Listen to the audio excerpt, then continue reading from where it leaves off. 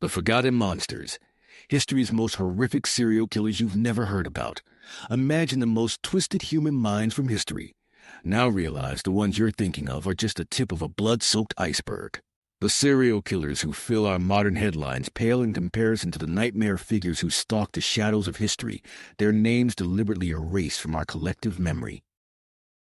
In the comfort of your modern life, you've been shielded from the most disturbing predators who ever walked among us.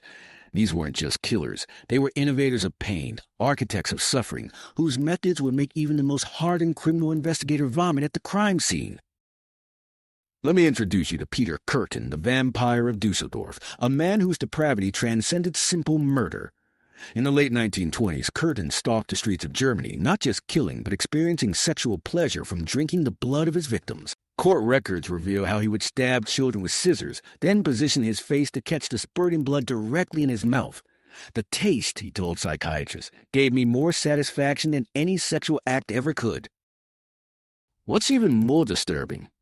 Before his execution in 1931, he asked a peculiar question of the prison doctor. Tell me, after my head has been chopped off, will I still be able to hear, at least for a moment, the sound of my own blood gushing from the stump of my neck? When the doctor responded that consciousness would be too brief, Kürten smiled and said that would be the pleasure to end all pleasures. The history books conveniently omit stories like Kürten's. Schools don't teach you about Gilles de Rais, a 15th century French nobleman who fought alongside Joan of Arc before becoming one of history's most prolific child murderers. Court documents from 1440 describe how this decorated military hero lured hundreds of children. Some historians estimate the number between 140 and 800 into his castle. There, Gilles would dress them in fine clothes, feed them a lavish dinner, and then lead them to his chamber where he would hang them on hooks from the ceiling. He would then sit on their stomachs as they slowly suffocated, caressing and comforting them as they died. Witness testimonies describe how he would often cut open their throats just to watch the blood flow while they were still alive, sometimes decapitating them completely to place their heads on display in his bedroom. What's truly chilling is that Gilles wasn't hiding in the shadows. He was a celebrated military commander, wealthy aristocrat, and companion to France's greatest historical heroine. His atrocities went unchecked for nearly a decade because of his position of power and wealth. The normal rules simply didn't apply. But history's darkness grows even deeper. In 16th century, Hungary lived a killer so sadistic that she inspired vampire legends for centuries to come. Countess Elizabeth Bathory, born to one of the most powerful families in Eastern Europe, began torturing servant girls as a child, having learned the fine art of cruelty from relatives who showed her how to freeze peasants to death in winter and cover them in honey for insects in summer.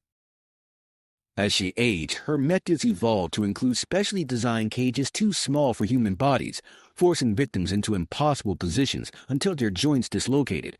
Court testimonies from over 300 witnesses described how she would bite chunks of flesh from living victims, insert heated iron rods into their body cavities, and sew their lips together if they screamed too loudly. Her most infamous obsession: bathing in the blood of virgin girls, believing it would preserve her youth and beauty. The exact victim count remains unknown, but contemporary accounts place it between 80 and 650 young women. The most disturbing part? Elizabeth's reign of terror only ended because she began targeting daughters of lesser nobility, not because anyone cared about the countless peasant girls who disappeared into her castle. When authorities finally investigated in 1610, they discovered one girl still alive, pierced with countless holes, barely clinging to life. Another was found dead, with bite marks covering her body. A third had been beaten so severely that her body was blackened beyond recognition. Rather than execute her, authorities merely confined Elizabeth to her chambers until her death 4 years later, her noble birth protecting her from the punishment any common murderer would have received. The pattern repeats throughout history, those with power indulging their darkest impulses with near impunity. Consider Herman Webster Mudgett, better known as H. Holmes, who constructed an entire murder castle in 1890 Chicago. What you don't learn in conventional history class is that this 3-story building featured soundproof rooms with gas lines controlled from his bedroom, allowing him to asphyxiate guests whenever he pleased. The building included secret chutes for dropping bodies directly to the basement, where acid vats, quicklime pits, and a crematorium awaited. Holmes designed stretching racks and blowtorch devices, often performing crude surgeries on conscious victims to study their internal organs as they screamed. He would sometimes sell the skeletons to medical schools after cleaning them of flesh. Holmes confessed to 27 murders, though investigators believe the number exceeded 200 based on missing persons records corresponding to hotel guests. Perhaps most chilling were his methods of disposal. Police found fragments of over 100 distinct human skeletons in the basement, some belonging to children as young as 3. While Holmes was eventually caught and hanged in 1896, what's truly terrifying is how easily he operated in plain sight, constructing an architectural monument to murder during the Chicago World's Fair, while neighbors and business associates suspected nothing. But perhaps the most disturbing historical serial killer is one whose name you might recognize, but whose true depravity has been sanitized from popular knowledge: Amelia Dyer, the reading baby farmer. In Victorian England, unwed mothers faced such extreme stigma that an underground industry emerged where women would pay to have their illegitimate babies adopted, supposedly placed with loving families. Dyer advertised these services, but did something unthinkable with the infants entrusted to her care. For over 30 years, from the 1860s to 1896, Dyer took in countless babies, pocketed the fees, then immediately strangled them with dressmaking tape. She would wrap their tiny bodies in paper packages and dump them in the Thames River. When police finally caught her, they found a house of horrors where the wallpaper was stained with desperate finger marks of mothers who had second thoughts and tried to retrieve their children. The most skin-crawling detail comes from Dyer's diary, where she wrote, "The little dear. It was a fair size and weight. I pinched its nose until it was dead. A minute or two and it was all over." Investigators found evidence suggesting Dyer had murdered at least 400 infants over her 3-decade career, making her possibly the most prolific serial killer in modern history. And yet, her story receives far less attention than male killers, with significantly smaller body counts. What's truly disturbing about these historical monsters isn't just their kill counts or methods, it's how seamlessly they blended into society.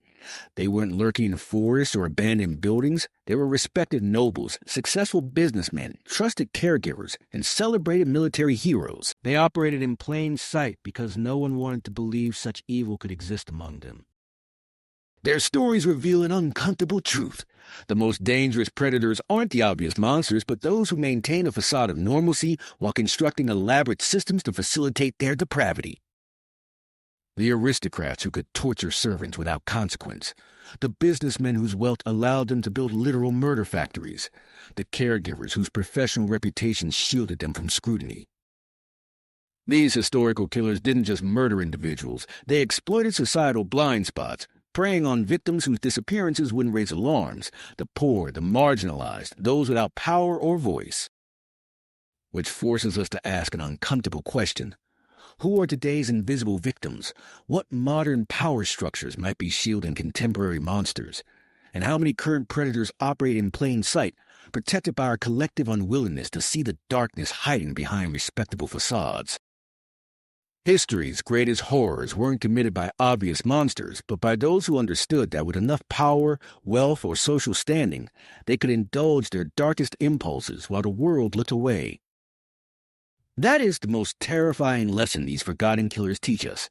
Not just that monsters exist, but that we built societies that allow them to thrive in the spaces we refuse to examine.